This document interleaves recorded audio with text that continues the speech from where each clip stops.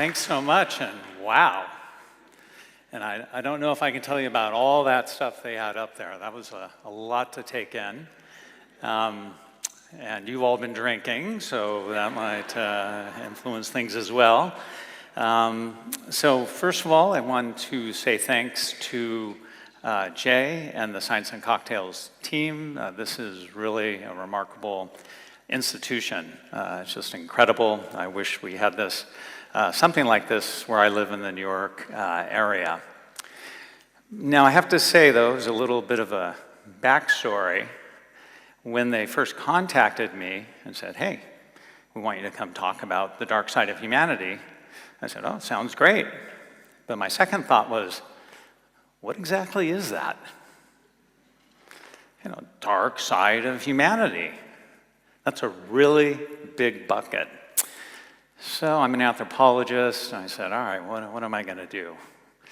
Well, I could ask some of my colleagues who work on sort of this bad stuff, what they think the dark side of humanity is. And I said, no, doesn't seem like the right thing to do. So then I said, I've got an idea. I'm going to ask ChatGPT. And maybe I can get some good answers with that. And actually, no, I didn't do that, but I did think about it. You know, Siri, no, it didn't work. So when you have a question like this, you know, there's sort of a go-to person. I always ask philosophical questions. I went and talked to my local barista. No joke. I got in the car and I drove over to Local Coffee. And sure enough, the barista was there. I had to order my drink first, of course. And then I said, hey, Benna, you know, I'm supposed to go to Copenhagen. I'm supposed to give a talk on the dark side of humanity. And she kind of raised her eyes. Now, Benna, of course, a barista, right? Lots of tattoos, very mellow, laid-back affect. Didn't really say much. And I said, well, what do you think I should talk about? What is it?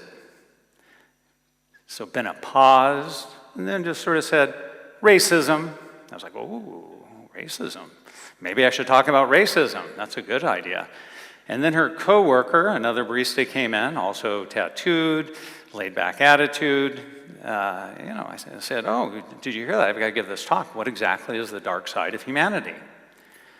And so, you know, I said, well, what do you think? And she said, capitalism.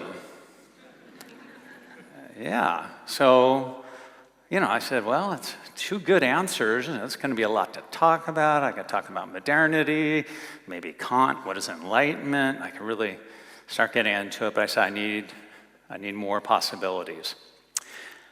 So it just happened that I was giving a talk virtually, unfortunately, in Tokyo at a university. And I said, well, you know what? I'm going to ask the students. So before things began, I said, you know, what do you think the dark side of humanity is? And these are some of the answers I got. You know, war, a Holocaust, you know, things that you probably thought about. And I can't say, I think it was eating a leg. That did not come up from before. Couldn't have guessed that one. But there was, you know, all these different terms came out and things. And so I began to think, you know, what connects these things? And, you know, again, I had an idea what they want me to talk about. And I came up with three things that cut through almost everything you see on the screen, including the barista's, you know, entry comments on racism and capitalism. So one is that they all involve mass human destruction, or human destruction certainly often on a mass scale. Two, they involve evil. And three, they involve people who do these things, the perpetrators. So I said, okay, I'm going to take this bundle of things, and I'm going to talk about it, and that is indeed what I'm going to talk about tonight. And, you know, the next question comes up, well, what sorts of things, you know, what sorts of events, atrocities should we look at to explore this triangulation of evil, human destructiveness, and perpetrators? Well, So, Russia, Putin, torture, Bucha, so torture certainly fits the idea of the dark side of humanity, and I'll talk a little bit about it, not a lot, because you've all had a lot of cocktails, and it's not really a cocktail topic. But just a tiny bit about torture. Serial killers, I could probably tell you something about that, but that's not really something I've studied at length. Extremism, terrorist, so we have Breivik on there, Osama bin Laden, and I'm not sure how many of you know, well, if we had more time, I'd say, how many mass shootings have we had in the US so far? Someone might say, 10, and someone else might say 20, that's a lot. 200 this year. No joke, 200. Not all done by far-right extremists, but there have been over 200. So you can imagine what it's going to be like at the end of the year. Now, you also may or may not have heard that one such mass shooting by a far-right extremist took place 2 days ago in Texas at a mall. And they found tattoos and all sorts of different things, evidence manifesto. Anyway, so I have studied far-right extremism. I can talk about that. I'm not going to really talk about that much. But what I've also probably done the most research on is genocide and mass violence. And certainly, this is a topic that brings together this triad of evil, perpetrators, and mass human destruction. I've looked at this, in different sorts of lenses, in a bunch of different ways. Most recently, this book, collaboration called Perpetrators. But I've also sort of zeroed in and talked about what it's like to interview perpetrators, and I've interviewed a lot. You see on your right an essay that just came out that actually talks about interviewing a torturer in Cambodia in a the interview took place in the remote jungle. It's kind of a creepy experience. So if you're interested, open access literary journal on the seawall. It's called Pol Pot's Secret Prison. I wrote this book about, what's it like with my colleague to interview perpetrators, a sort of research guide. And my first book was called Why Do They Kill? So I've done a lot of research on perpetrators. Now, in the old days, I'd go to my classes and I say, how many of you have watched the film The Killing Fields? And I'm not going to ask it because I think maybe 2 hands would go up if I said that now. I got 2 hands I think I saw go up. Okay, 3. Yeah, not many people. Came out a long time ago, got an Academy Award, but this was what Cambodia became known for. It was the killing fields. And I used to say, Pol Pot, how many people have heard of Pol Pot? And more of you, okay.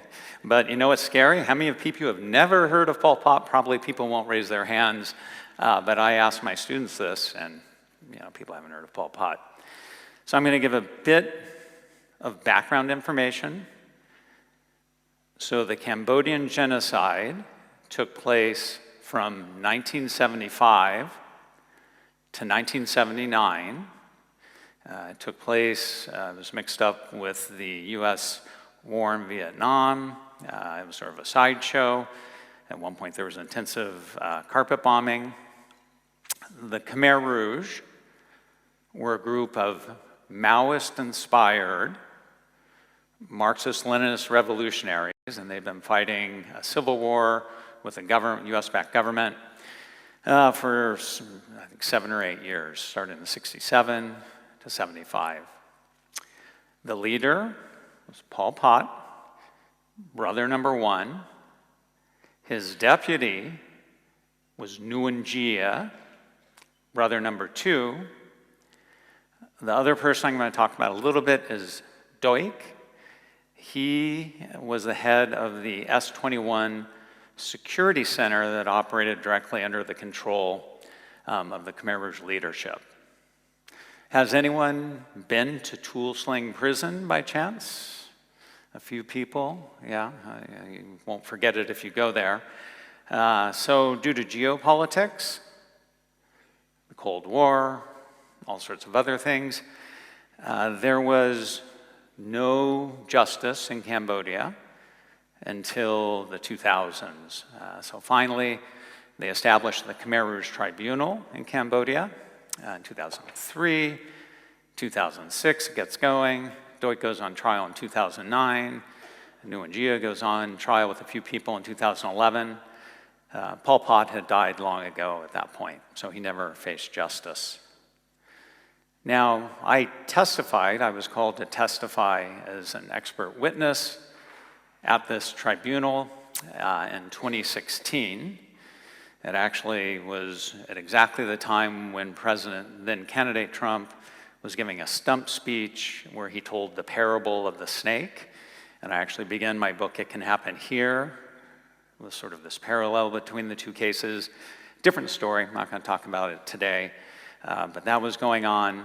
And so when I testified, I was called as an expert witness on the charge of genocide and to explain to the court how genocide and mass violence comes to take place.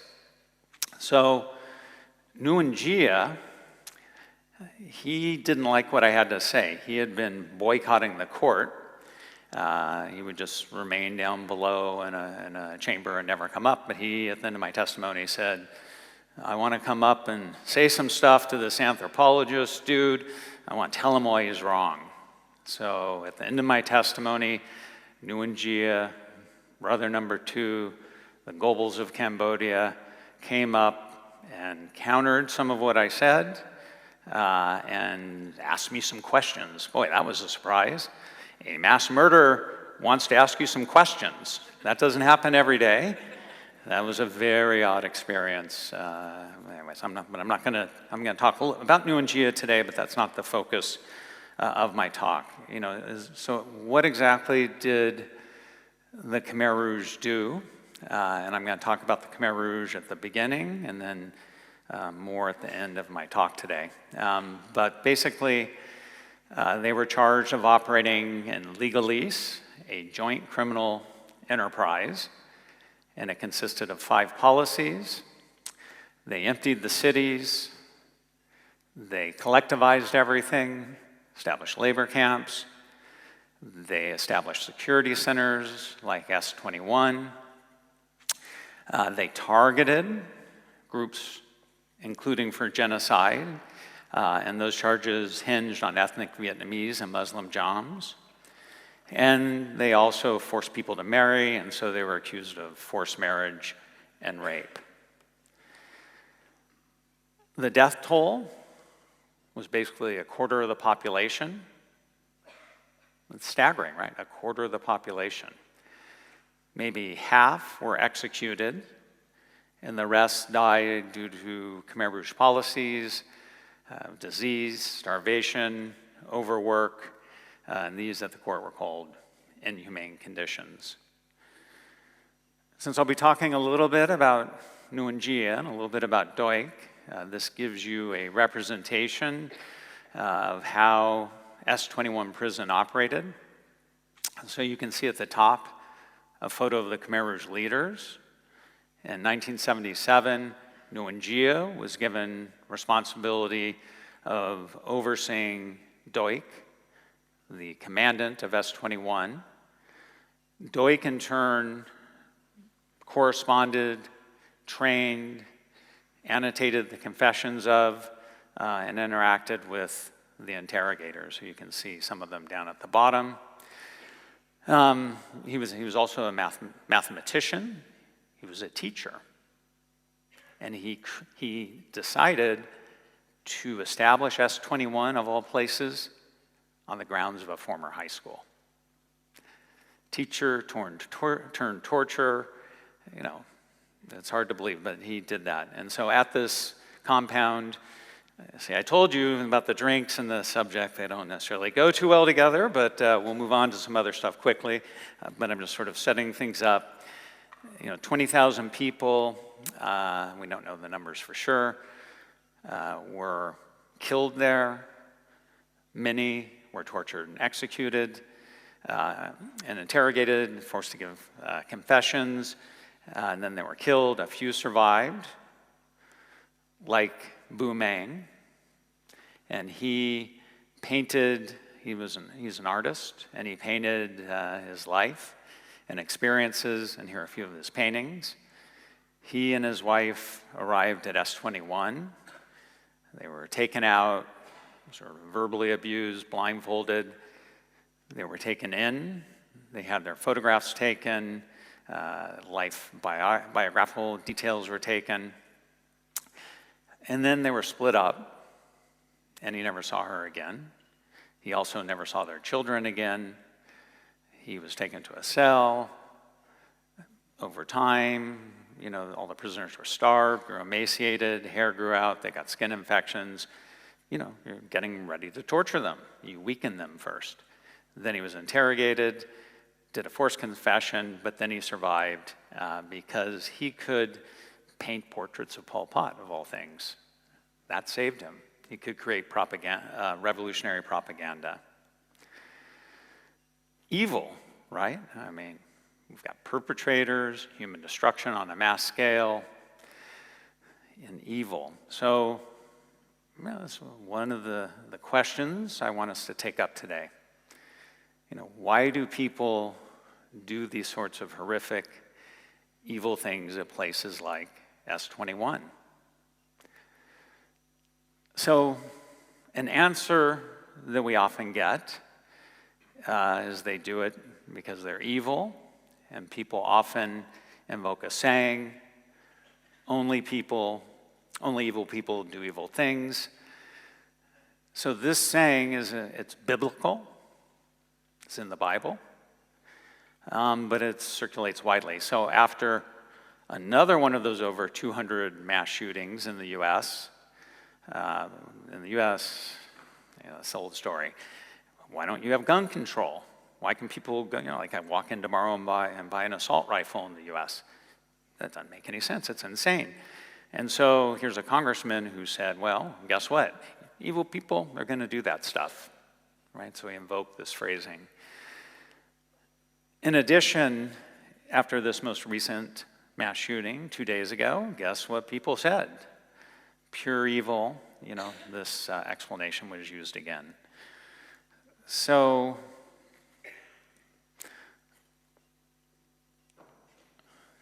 sorry, the clicker had a little clicker problem there. So we're going to begin with this truism. Only evil people do evil things, and we're going to look at three questions. What is evil? Second one is, what are its origins? And if time permits at the end, I'm going to talk about can it be prevented?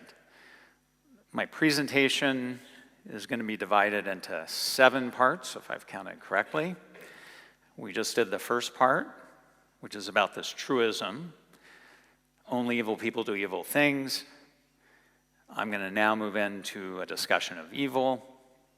Then I'm going to talk about the shadow. I'm going to talk about a mask. I'm going to talk about a spiral staircase, an iron cage, and then if we have time for prevention, I'll talk about the boulder. In talking about these topics, I'm going to tell you about Nuangia. Along the way, I'm going to tell you about a dream I had. A dream, yeah. Maybe we should dim the lights when that happens, I don't know. And then I'm also, although you'll know my age after I do this, so that's all right, whatever. I'm going to tell you about some childhood experiences I had. So, to begin with, and I'm going to go through this pretty quickly, what is evil? So one way to begin to answer that is to think about prototypically evil people. We've looked at some sites where evil is found. And as promised, I'll go back to my childhood, and I put in the 1970s. You can age me, you can date me now, but I won't tell you exactly when it was in the 1970s. So I grew up in Palo Alto, California, Silicon Valley, but it wasn't Silicon Valley back when I was growing up, but now everybody knows it as Silicon Valley. It's also the home of Stanford University. So in 1977, my father, with great excitement, said, "Hey, kids," a couple brothers, I said, "Hey, kids, I'm gonna take you to the movies." And nowadays, everyone's like, "Oh, I got Netflix, all this other stuff." Back then, it was more exciting, right? There was no Netflix, you couldn't turn stuff on. We actually had to go to the movies, and it was a big deal. So, what are we gonna go see? And he said, "Well, there's this new film called Star Wars, ba-ba-da-ba-ba." It's still going on, hard to believe, right? You can see concerts with Star Wars. Anyways, but it was a big deal. And who was in it? Darth Vader. Metal, red eyes, looks like a robot, inhuman.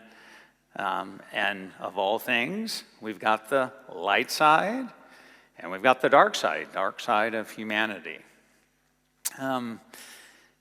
Likewise, everyone watches Marvel on TV. Well, back in the day, boy, I'm seeming really old when I say this stuff. We had to go to the comic book store, right? If we wanted to do Marvel. I don't even know if comic book stores exist anymore. Maybe they do. Yeah, so I go to the comic book store, and that's just as these new Marvel series and movies have. They're filled with evil, diabolical characters. The Joker, for example, Red Skull are two of the most well-known. Moving up into the present, when we think about, we did the Terminator, when we think about evil, we also find robots. And in particular, at this moment, back to ChatGPT. Yeah, the possibility that we can be annihilated by artificial intelligence. So this is very much in the, circulating right now. As I've been suggesting, we find prototypical evil in art, literature, film, mythology, Satan, Sauron from Lord of the Rings, Harry Potter fans, we got Voldemort, Maleficent, and of course Hannibal Lecter. But we also have evil figures in the historical past. Hitler, I don't know about you, but once in a while I'll pull up, well actually, you don't do this, only I do this. Pull up top 10 most evil people in the world, right? That's not something you all are doing. Something I do, I confess. Tim Worst, all sorts of stuff like that, top 10 list. Well, we know who number one is, right? Hitler, almost always. Pol Pot ranks often like 5, 6, or 7, and please don't go on your phone and look up top 10 most evil people in the world. Yeah, somebody, those lists are out there, but that's the idea. Now, more recently at this moment, we have a new person who maybe will enter the list, right? Vladimir Putin. He's now being described with this term evil as well. And you see the parallel in the middle slide of Hitler and Putin, mirror images of each other. And this is also a term that was used to refer to Nuangia. So, what is evil? What I want to do is take some of the qualities that you saw in those different figures who embody evil, right, and lay them out. Antithesis of good, cruel, vicious, moral depravity, ice cold, coldness, lack of empathy, so on and so forth. And so we have this set of attributes. And to get a working definition, which is what I want for the moment, what do? Well, what I've always done, you go to the Oxford English Dictionary, right? So I went to the shorter Oxford English Dictionary. Don't tell anybody. I didn't go to the, multi-volume set. And, it's a pretty straightforward definition. Great wickedness and depravity. So concepts like evil, it's useful to think of them, like a rubber band. I should have brought a rubber band, right? They can sort of be pulled in different directions, but there's a prototypic sort of central idea. So we've got this idea of extreme wickedness and depravity. So to begin, we're going to define it in this manner with understanding that these characters I've talked about can embody one, many, sometimes all of those different qualities. So as we move along, I'm going to at different times pause and just summarize what we found so far. So I'm just repeating what I've already said, right? Representations of evil are epitomized by these key figures in history and popular culture. Evil is an elastic concept, right? And they have these different characteristics, ice cold, immoral, depraved. And so we have a working definition. I'm going to come back to this later on. But in the meantime, I want to move on to the third part of my presentation on the shadow. Shadow. Why is this guy talking about a shadow? All right, well, you're going to get an answer in a moment, right? This is the beginning of the bulk of my presentation, which is going to center on this question of origins.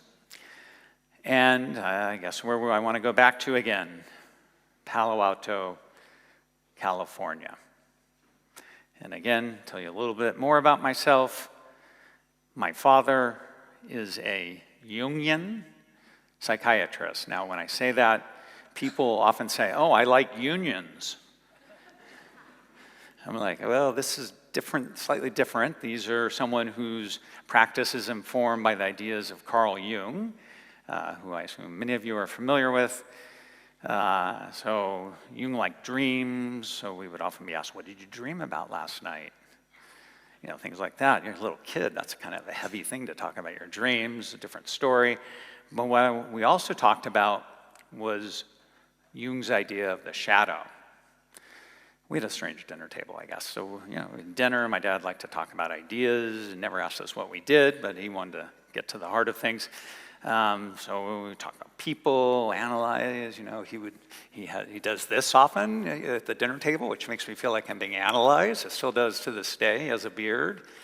But, we talk about people sometimes, we'd say, oh, that person's shadowy, that person has a shadow side, oh, it's the shadow.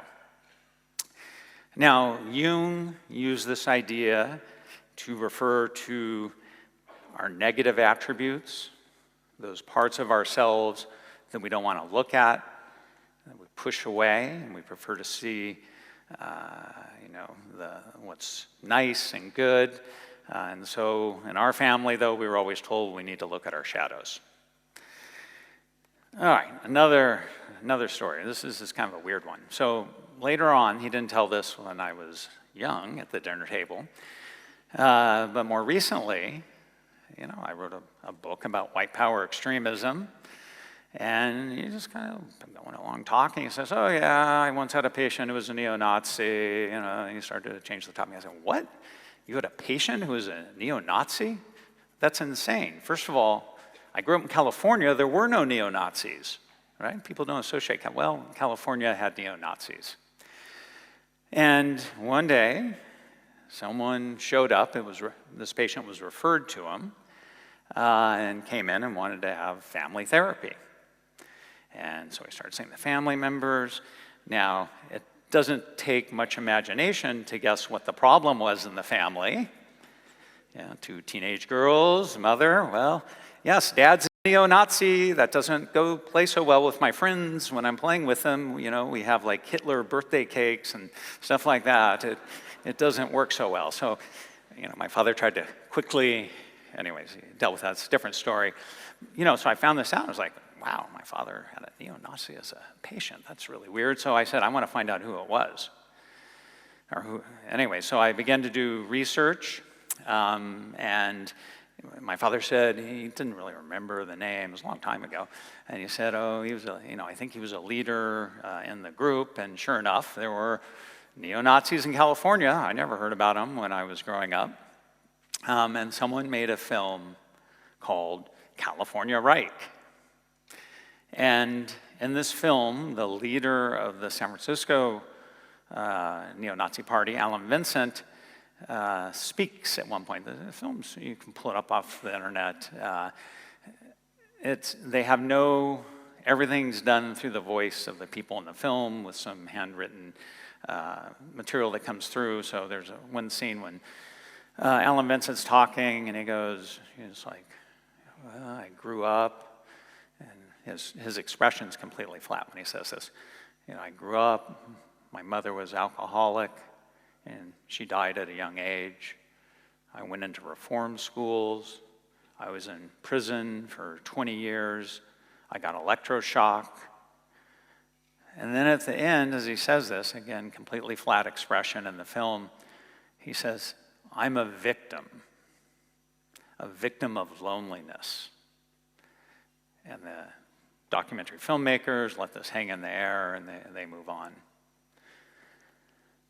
So, how do we make sense of perpetrators often? Well, we talk about their shadow, about their dispositions. So as, I sort of sought to do with my father's former patient, the neo-Nazi patient, who I have no idea, probably wasn't Vincent. Could have been, I have no idea. But we look for their shadow side. And so this actually was the predominant way that people sought to understand Nazi atrocities immediately after the Holocaust, after the Shoah. So they would look to see, let's give them a Rorschach test. Let's see if they're insane. Let's see if they're sociopaths. Let's see if they're sadists. And there was a lot of material about this. So I'm not going to go into all of these, but with arguments that focus on disposition, right? There are a number of different factors: personality structure, mental illness, primal regression, Machiavellianism, existential anxiety. And again, you think about Alan Vincent's comment, I'm lonely. I'm extremely lonely, right? He wants something greater than himself. He wants to belong to something. And so this ties into existential anxiety, anatomy, the bad seed, Machiavellianism. So a couple of examples. At the time they were doing these mad Nazi studies, a group of psychologists in California, at UC Berkeley, also Silicon Valley, they collaborated with a group, the Frankfurt School of Philosophy, which had moved because of the Nazis to the US. Theodor Adorno, who I'm going to talk a little bit about later on, was involved in this study, and they came up with an F scale, a fascism scale, and they tested a bunch of people, and they found out that, and you see some of the qualities that came out in the scale, that 10% of people in the US had authoritarian personalities. So again, Alan Vincent is a strong candidate for that. They also found that another 10 to 20% of people scored relatively high on this. And this 10 figure is kind of an interesting one. The authoritarian personality became very popular again when Trump was president. And the scale came back, but they did some polling. And after the white supremacist Charlottesville demonstrations, in 2017, they took a poll and said, is it okay to hold neo-Nazi beliefs? And 10% of people said, yes. After the Capitol insurrection, they took a poll and they said, is it okay to use force to restore Trump to power? 10% said, yes. So, explanations of personality structure. More recently, people with our dark side theme have been talking about dark personality traits. These can include sadism, Machiavellianism, narcissism, extreme narcissism, and psychopathy. And they've come up with a scale, and they found that 1% to 2% of people, and this actually is a sort of worldwide attempt to explain dark personality. There's been work done actually at University of Copenhagen by some scholars. Now it's 1% to 2% have this, but another 10 to 20% of people score high on this. Sorry, men, more men than women score high. And going back to those attributes, in a lot of these studies, a lack of empathy is key. So, explanations that focus on personality struggle. Primal evil. Anybody watching Yellow Jackets? All right, it's a new iteration of the old Lord of the Flies motif. So you've got these civilized kids. They are abandoned or shipwrecked, have a plane crash, what have you, and then they revert back to their savage natures, right? They become, quote unquote, primitives. Their primal side takes over. Fans of Freud, civilization is discontents, right? You take off the cage and the old id is gonna do lots of evil things. So this is another set of explanations. For those who like horror movies, right, we've got a lot of bad seed movies that come along, but this idea that there's a seed in someone and it inevitably leads them to do really bad things. This one is biblical, has a biblical iteration, original sin, of course. It also links into theories of biology, like the amygdala being linked to aggression, that if not constrained, can be expressed. So again, in thinking to our question, what are the origins of evil? We've got a bunch of explanations that center around the shadow or disposition. Now, as with all of them, there are some problems. First of all, if you just look at disposition, it's kind of monocausal. It also, like the idea of the bad seed, right? It's teleological, right? It has like that seed, a beginning that inevitably leads to an end. And it also poses some challenges to us. Go back to my dinner table where we like to analyze everything. All of us, in a sense, are like amateur psychologists, and we're assessing other people's motives. We're thinking about why questions. And so the dispositional explanations, in a sense, feed into the way many of us, and especially in my family dinner table, view the world. Also, we like to think that we're good apples. So, the bad apples thing, the people at Abu Ghraib prison in Iraq were bad apples.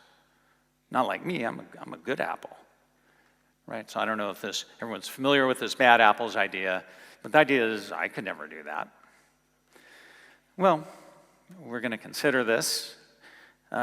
First of all, in terms of that determinism, it's not as if with the bad seed idea, people simply are evil by nature. There was once a baby Hitler. Baby Hitler wasn't predetermined to be the architect of mass murder and genocide. Voldemort, right? It's Tom Riddle. Darth Vader, Anakin Skywalker, and even Satan, right? We have Lucifer. So evil is something that people become. It's not predetermined. Even if we accept the 1 to 2 figure for dark personalities, people with dark personalities aren't necessarily going to do horrible, awful, evil things. Well, in perpetrator studies, we had a lot of these dispositional explanations, and people have moved to talk about perpetrators as being ordinary men and women, ordinary people. Christopher Browning, a Holocaust historian, wrote a book called ordinary men. And he said, you know, I'm going to go back and look at some records of a Nazi police battalion. People have looked at the SS, you know, evil SS. I'm just going to look at, you know, these battalions. They were reserve battalions. And, you know, some of them were dock workers, some were policemen, waiters, construction workers. They were older. They weren't members. Well, most of them, the majority, were not members of the Nazi Party.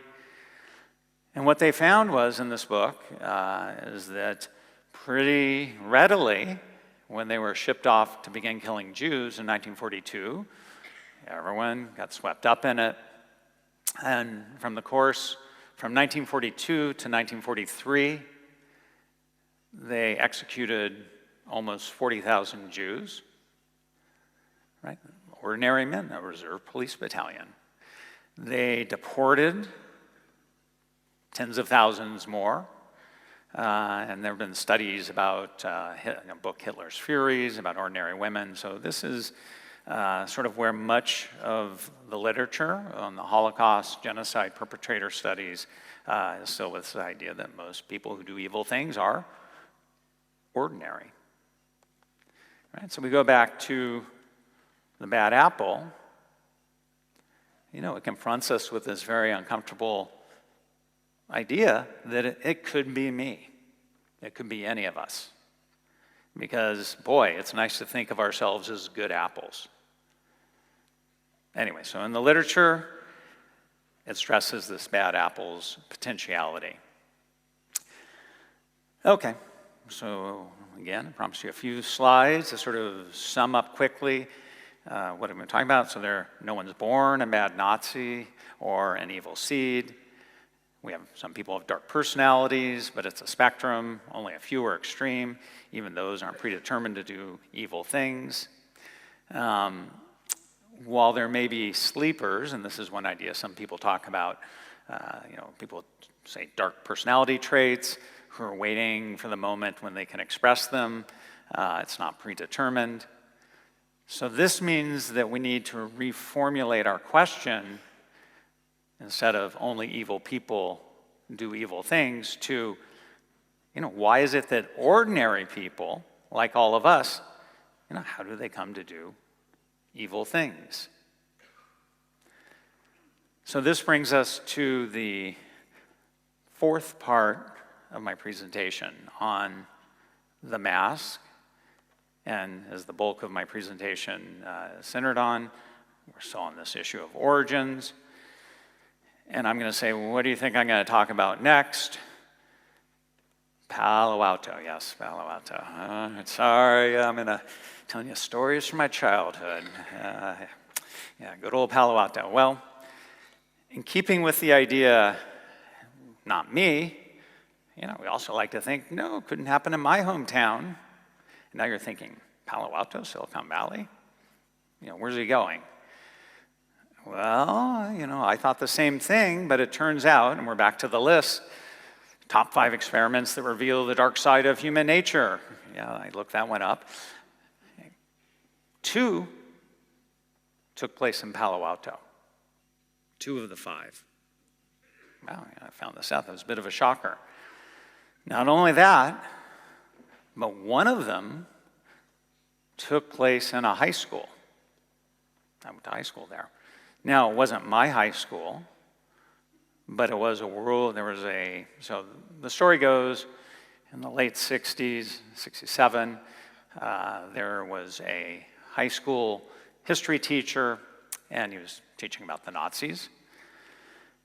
And one of his students raised his hand and said, hey, I think they were on first name basis, probably it was Ron at that point, this is California in the 60s, first name basis, yeah, that's crazy. Why would these Germans, how could they possibly not know what was going on? And the implication of the questions he got was, couldn't happen to me, couldn't be me.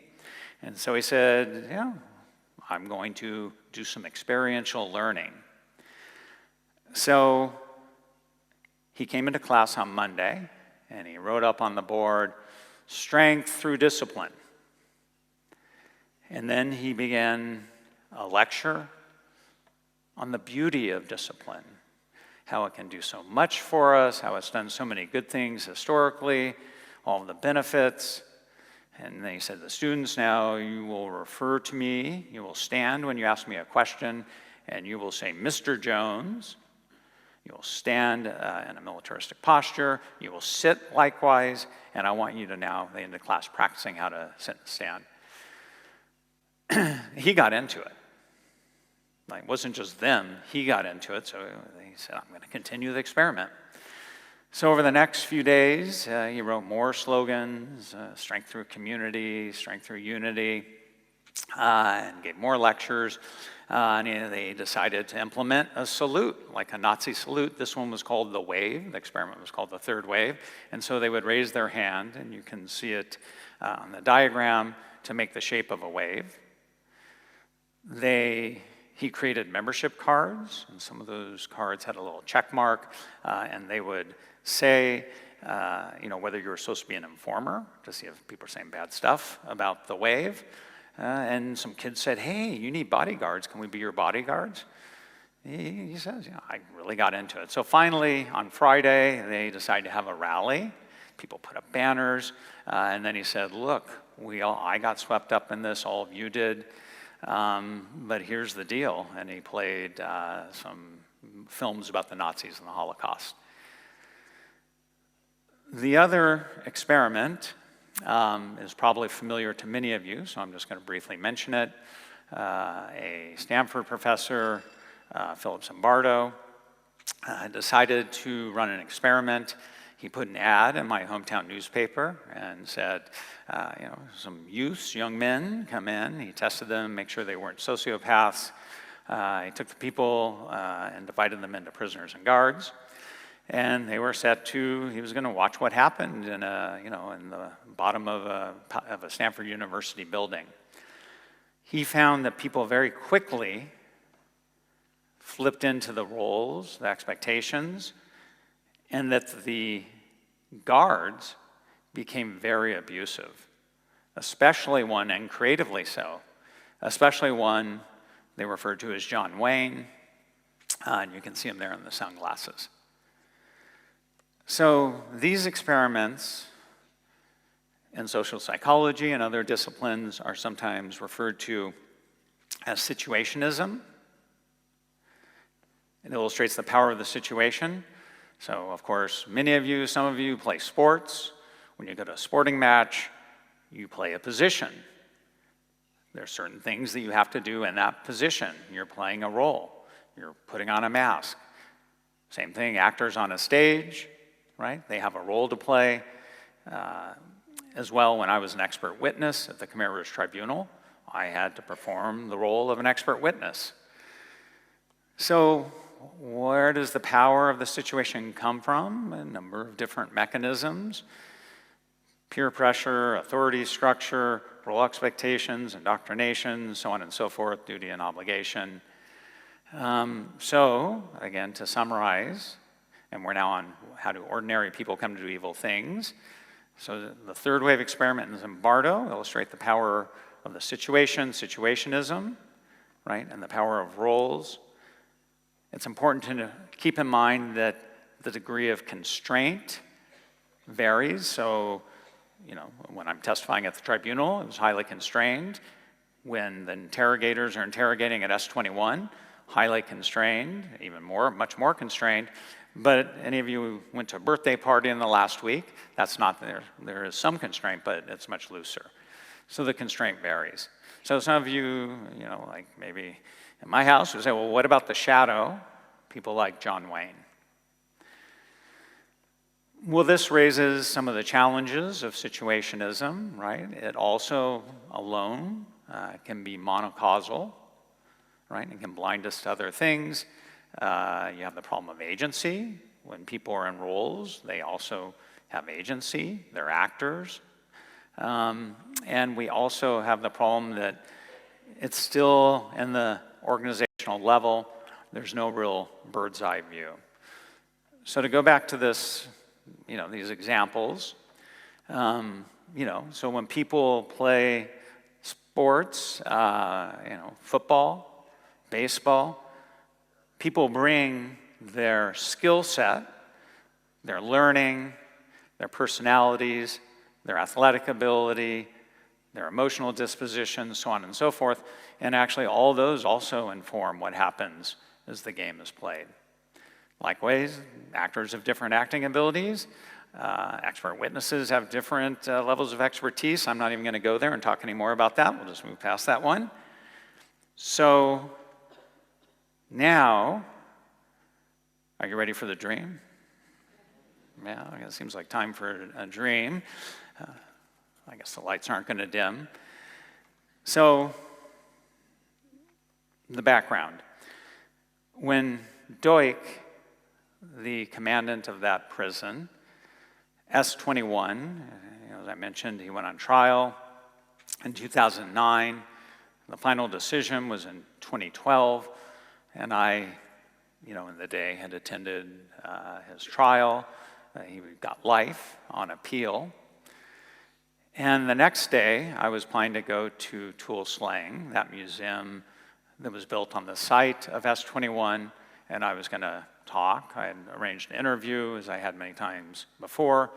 Bu Meng, who painted those portraits that you saw of his experiences. So that night I had a dream. So I was on a landscape, and it was completely still, that sort of crushing stillness. There were no animals, very little vegetation. There were clouds, it was night, no moon, hard to see. But what I could see in the distance was this brownish gray fortress structure that had 4 turrets. And so then in the dream, I'm inside, and each of the turrets has a spiral staircase. And I'm sort of looking up, I can't see anything, it's dark above, and suddenly I'm aware that there's a shadowy figure behind me. I kind of look, I can't see the figure, it's just a presence who's there.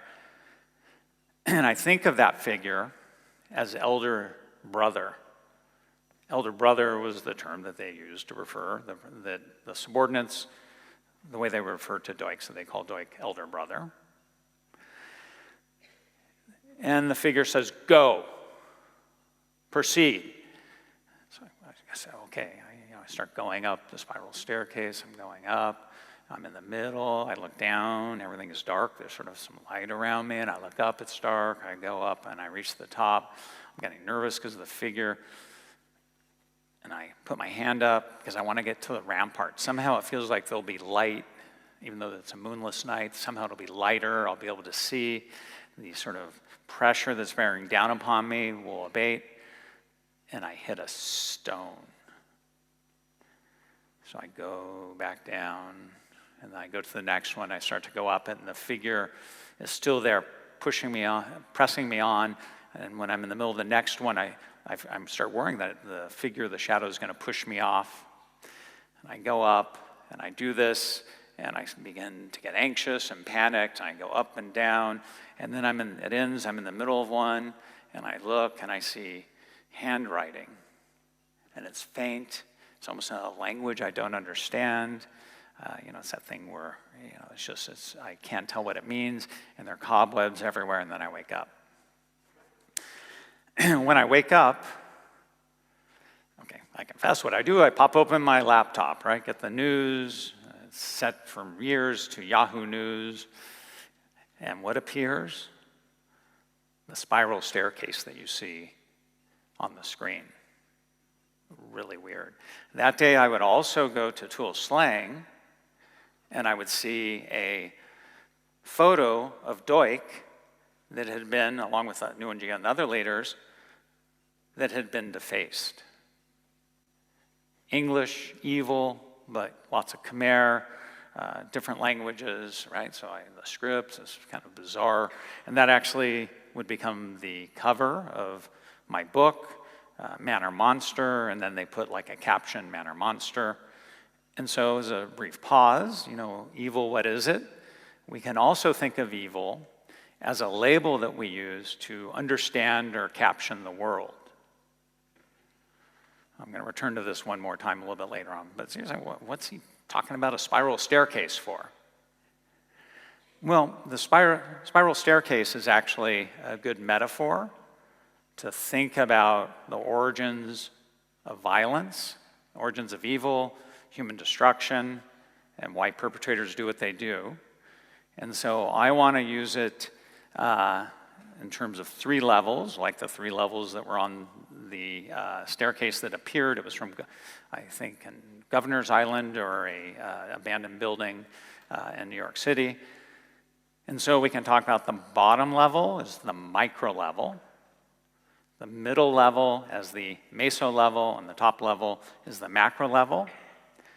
And we can think of the bottom level as individual, those dispositions, the shadow, the middle level in terms of situations, groups, organizations, and the top level in terms of the system. Now, the reason I mentioned in the dream, what a dream, is that when I was on the bottom, as I said, I looked up and it was dark. I couldn't really see anything. Likewise, when I was in the middle, I couldn't see above or below. When I was at the top, I couldn't see anything down below. But this shows a problem is that when we're analyzing things like a camera lens, we can zoom in and lose sight of other factors. So in trying to understand perpetration and evil, we have to keep these different levels of analysis in mind. So this brings us to the penultimate part of my talk on the iron cage. Now, I was supposed to get a cocktail at some point. I was hoping it would show up, but I'll take some water instead. Why not? Okay. So we're still on the origins, right? We've got our truism, but now we have these 3 levels, right? Micro, macro, meso. And I want to turn to think about the system. So there are a number of different systemic factors, ranging from history to technology. I'm going to go through a couple of them. But what's key to keep in mind is that these set the table, so to speak, for what happens in those situations where you have the interactions of dispositions and situations, right? So they set the table for it. So what do I mean exactly? Well, let's look at history. So to understand the Khmer Rouge, you have to understand the history that led up to, not just having the regime in power, but to the way they organized and enacted different policies. So, for example, U.S. bombing, French colonialism, so on and so forth, but I'm just going to zero in on one. At one point in S-21, well, first, historically, Cambodia is located between Laos, Vietnam, and Thailand, and they've talked about being trapped between the tiger and the crocodile. Being Vietnam, and actually Nguyen Gia had his defense was called the crocodile defense, and he wanted to blame everything on Vietnam. I disputed that. That's part of the reason he did not like what I had to say.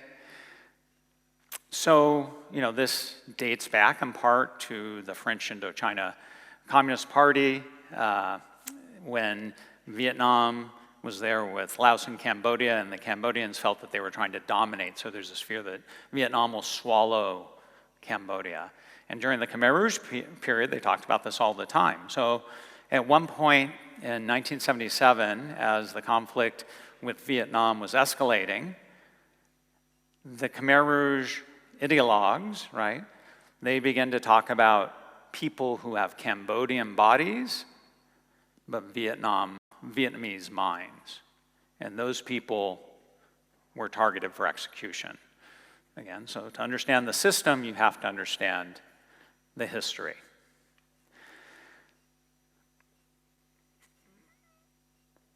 Okay, modernity.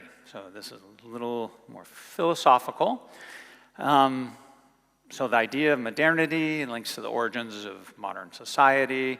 People look for the origins. They have different points they sometimes select. Many people select the Enlightenment, late 17th century. And so, actually, Adorno was one scholar who looked at this. People have talked about, you begin to get an emphasis on scientific rationality, the use of reason, and the use of those together to better the human condition, to get progress. This is done in part through abstraction and categorization and bureaucratization, which enable greater control, for example, over the environment or over other people. So, Iron Cage. Max Weber, the social theorist, referred to life in modernity, especially with regard to bureaucracy, and we can all relate to this, as an iron cage. And he said we live, it's like heading towards a polar night of icy darkness. So that's where the iron cage metaphor comes from. Zygmunt Bauman, a sociologist, wrote a book called Modernity and the Holocaust. And he basically sought to see how these ideas of modernity informed what took place during the Holocaust. So again, you have the notion of scientific rationality. He has a metaphor likening sort of Nazi ideologues to gardeners who are getting rid of weeds, but landscaping a garden. But the idea is, again, using scientific reason, principles, using categorization, using abstraction, to attempt to socially re-engineer society, to transform it into a more pure state. And of course, in doing that, you've got to get rid of the contaminating influences, which are, in this case, Jews and other groups. And you can also see, the use of scientific measurement. Well, most people would not think of Cambodia as, sort of highly, having a modernity inform it, but you actually, many of the Khmer Rouge leaders were French educated, and they were also informed by modernity. So Pol Pot gave a speech, and he said, in 1977, we have used scientific analysis, or we used back in the 60s scientific analysis to determine the real nature of Cambodian society. He talks about society in terms of units, elements, and types of people. And again, they set out to socially re-engineer society. And in an interview, Nguyen Gia, at one point, illustrated this. Our project was to transform the nature of society, right? Back to this modernity, this idea of scientific rationality, reason, and progress. He also talked about how, people seem to have contradictions. They weren't able to be corrected in different ways. We would categorize them as enemies. So that's modernity. Ideology plays directly into this. So the Khmer Rouge, as I showed with Pol Pot's speech, right, talked about the party line. The party line had three parts: organization, politics, and consciousness. Each of these is informed by ideology.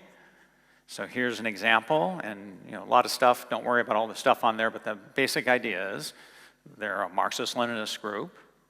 And so ideas like class struggle, class consciousness, and the idea they're counter-revolutionaries inform their politics, organization, and consciousness, just like I said before. But in terms of implemented policy, right, you create sites like S21, where you can discern and find the hidden enemies burrowing from within. Yeah, so in the interview, Nguyen Gia says, they can be corrected. They were killed. They were enemies of the people. So here you find Khmer Rouge ideology, as well as modernity, as well as history, setting the table, to use this term, for what transpired at S21. And you see a prisoner, Goi Tuyen, pictured there, one of these enemies. Now I want to jump away from Cambodia just very briefly in terms of technology. Again, most people, The Khmer Rouge, there was no internet at that time. If there was internet, it was at a couple of universities. They used paper typewriters for most stuff. But guess where? Yes, Palo Alto, California. You knew that would be coming up again. Silicon Valley. It was not Silicon Valley when I was growing up, but it had Hewlett-Packard, IBM, and some other companies. But basically, at Silicon Valley and other places in the world, but especially Silicon Valley, technology and electronic technologies are enabling the sorts of evils we've been talking about on a massive scale. The one that perhaps has been most sort of forefront in newspapers is China, where you have a surveillance state, and the state has been mobilized to track, monitor, discipline, imprison Uyghurs. And so I'm sure many of you have heard of the Uyghur genocide in China, but this is being enabled by technology, which is part of this system.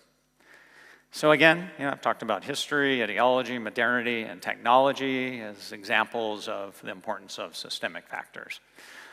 And they have a lot of appeal, but they also, like others, if you just look at these alone, they're weaknesses. Again, if you just say everything's top-down and determines things, that's a monocausal explanation. You lose sight, for example, of agency, of people like John Wayne from the Zimbardo experiment. So iron cage systemic factors, they set the table, right, for different situations in which evil takes place, and we can use the spiral staircase of understanding to think about that as one among a number of levels of analysis. And so this enables us to sort of take up the question, well, how do we escape the iron cage? Max Weber was not very hopeful in this regard, and it brings us to the last little section of my presentation on the boulder. How can it be prevented? So I'm going to use the boulder in three senses. The first, as you might think, the boulder is a symbol of stopping something, of prevention, but I want to use it in this way very specifically to refer to the ideas of this philosopher, Theodor Adorno. And he gave a public radio address that was later turned into an essay, you can also find it all over the internet, called Education After Auschwitz. And he said, the premier demand of all education is that we can't let Auschwitz happen again. And as a little aside, Auschwitz was a symbol of modernity, of the modern world, right? So it speaks more broadly and beyond Auschwitz. Auschwitz crystallized for him principles of modernity. He wrote a book, Dialectic of Enlightenment, with another member of the Frankfurt School that argued this in detail. But, Auschwitz, can't let it happen.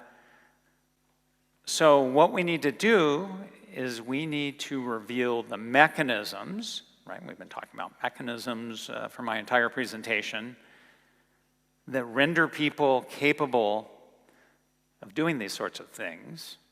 And we have to show them to people, right? And to students in particular, because in general, people often have a lack of critical self-awareness, a lack of reflection. This is Adorno, the philosopher, saying all this. Philosophers are going to look at all of us and say, oh, they don't reflect that much. But that was the idea. Teachers need to reveal to people the mechanisms to fight against their lack of awareness. So to talk about mechanisms, we need to move away from that truism, only evil people do evil things. Why did Nguyen Gia do those horrible things? Well, he did it because he's evil. It's not much of an explanation. That truism that we begin with, in fact, is a myth, as I've shown. The reality, as I said earlier, is that ordinary people do wicked things that we label evil. And so we return, what have we been doing? What are those mechanisms that lead to this dark side of humanity, evil, perpetration, mass human destruction? And I've talked about in terms of the mechanisms, right? The spiral staircase of understanding, system, disposition, situation. I've talked about disposition, different mechanisms, situation, different mechanisms, systemic factors as well. So those are some of the mechanisms that Adorno wanted us to grapple with. The second sense of the boulder out of the three is for us, again, going back to this lack of reflection, for us to try and examine our own conceptual roadblocks. So for me, growing up in Palo Alto, right, I was going to get that in again. It's kind of weird to think 2 of the top 5 experiments that revealed the dark side of human nature took place in my town when I was growing up. That's incredible if you think about it. But what's, for me, disconcerting, because of course I want to think I'm just a good apple all the time. Well, what if I had gone to that high school in my town? What if I had been in that high school class? Would I have been swept up in the third wave? Of course, we all want to say, no, couldn't happen to me. But, Adorno is asking us to always be asking that question, because if you don't ask that question, it means that there's a greater likelihood that these sorts of things can happen. So, it could have been me. That could have been me. US, my book on white power extremism, in the US with US exceptionalism, people say, oh, it can't happen here, it could never happen. Of course, we have history of enslavement, killing of indigenous peoples, Japanese internment. The list is long, right? Hatred is linked to nativism, and we're having all sorts of debates in the US about how to teach history, different sort of stories. People say, well, if you talk about that bad stuff, you're going to make people feel bad. This is literally the debate right now. People are going to feel bad, and we should just focus on the Declaration of Independence and the March of Progress. Yeah, so this is going on, and there's actually legislation that's being passed in states saying you can't do that. Texas, I think, just passed something saying the 10 Commandments are going to go up on classroom walls. The US is a strange place. It is. All right, I'm not going to talk anymore, but I wrote a book about white power extremisms during the Trump administration. A lot of it said in my classrooms, as we sort of considered, is it possible that mass atrocities could be perpetrated in the US? And as time went on, using different indicators of genocide, we found that, yeah, actually, it was possible, and lo and behold, we got the Capitol insurrection. The volatility of that situation is hard to convey now, but now with Trump being the front runner, we're potentially headed for some bad stuff again. But anyways, it can happen here. We need to get past that conceptual roadblock.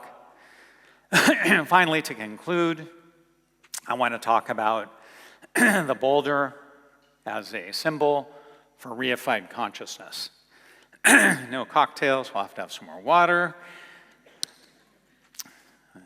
Anyway, so what is reified consciousness?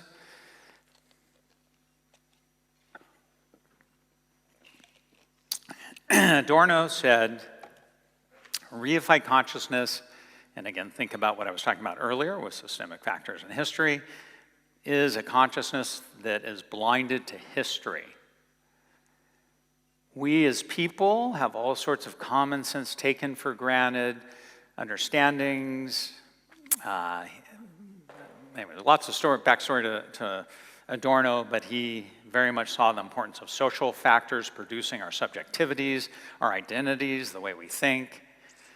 And he said to understand that your position, and this ultimately was linked to Auschwitz and modernity and the horrors that took place, people have to understand their history. So you think about the debate in the US, right? Well, I'm not going to teach about history because it'll make you feel bad.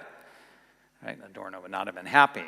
So it's someone who doesn't look at history, but also is unable to interrogate those social forces and assumes that the categories that the person uses and the way they think are natural, as opposed to being conditioned by social forces and by history.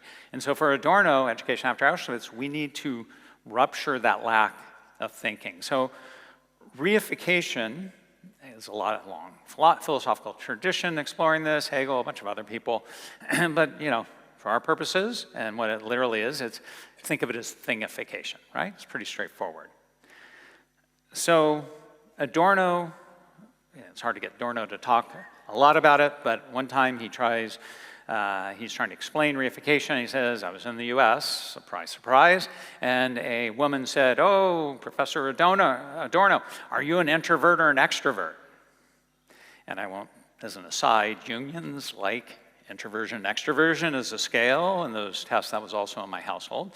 But she said, are you an introvert or an extrovert? And Adorno used that as an example of how she was seeking to take his vast human complexity and turn it into a thing. So Adorno, the complicated philosopher, is suddenly an introvert. He's thingified. Now, again, you know, you think back to modernity, abstraction and categorization. So one thing that Adorno said we constantly needed to do is that we think in abstractions. You can't escape it. We categorize all the time. And so for him, the trick is you constantly have to question and interrogate the way that we inevitably, as human beings, are reifying. And it wasn't easy. In Education After Auschwitz, there's one point where he wants to talk about authoritarian personality. He says, I shouldn't talk about it, but maybe I should, just for a moment to shed some light. And he talks about the manipulative character. So he's aware that he has to reify to talk about ideas. And so this is what he pushed us to do. You know, so example again, Nguyen, right? Categorizing Goituan and other people's enemies, reification. So again, a third way we can think of evil is to think of evil as a reification, right? Evil, when we say evil causes something, we're reifying. Nguyen is evil. Nguyen is like Darth Vader, right? If I say that, I'm reifying him. It's, for Adorno, would say I have a reified consciousness, and all of us need to struggle to try and rupture that and think more complexly. And so we've got to look at him as an ordinary man. The two methods, as I've mentioned before, is he encourages all of us to constantly try and denaturalize. So if you have a category like race, which is a social construct that many people assume to be a biological reality, just to push back against it because it's legitimated all sorts of evils. We have this need to historicize constantly. And again, the spiral staircase of understanding provides us with a way to denaturalize and to historicize and to think more complexly about things as opposed to reifying. And I would argue that the spiral staircase of understanding, the idea of reification, these sorts of ideas all bear upon all of the things, when I went back and asked people, you know, what is the dark side of humanity, that they bear upon everything that was mentioned, including, of course, what the barista said. So with that, we've reached the end of my presentation. If you'd like to know a little bit more about my exchange with Nguyen, please take a look at my book, Anthropological Witness. If you want to learn more about some of these ideas, take a look at some of these other books. But I appreciate your taking the time to come out and to listen to me. And I know it wasn't exactly a cocktail type of topic, so I appreciate it all the more. So thank you.